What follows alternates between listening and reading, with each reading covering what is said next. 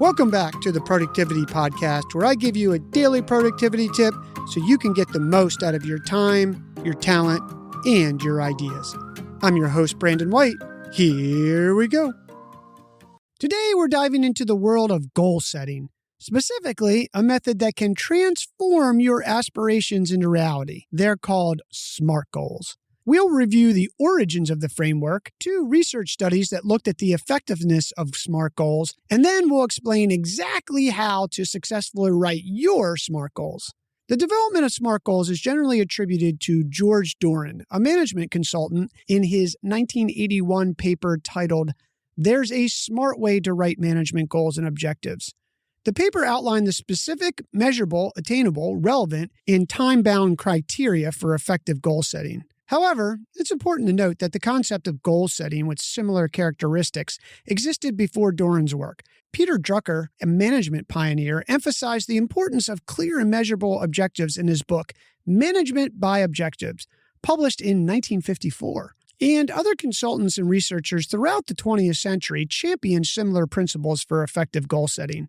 So while Doran is credited with popularizing the SMART acronym and its specific criteria, the concept itself draws on earlier ideas and contributions within the field of management and goal setting. Let's see what the science says. A research study titled Goal Setting and Task Performance, Experimental Investigations of Goal Setting Hypothesis, published in the Academy of Management Journal, conducted a meta-analysis of 90 different studies on goal setting, encompassing various tasks and contexts. They compared the performance of individuals with specific, challenging goals to those with vague or no goals at all.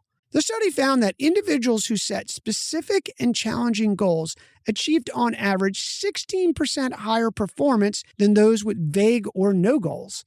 Additionally, when participants received feedback on their progress towards their goals, their performance improved even further by an average of 23%.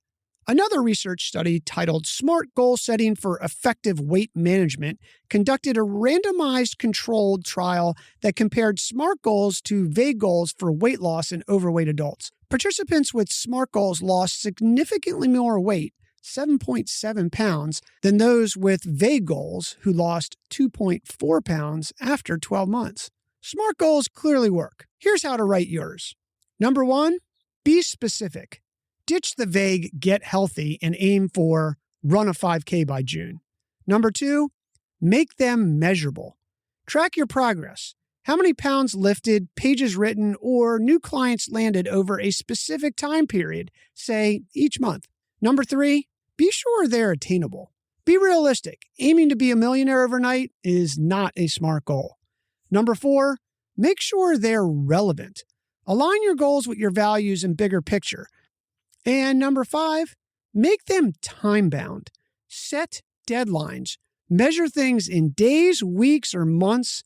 Remember, someday is a recipe for failure.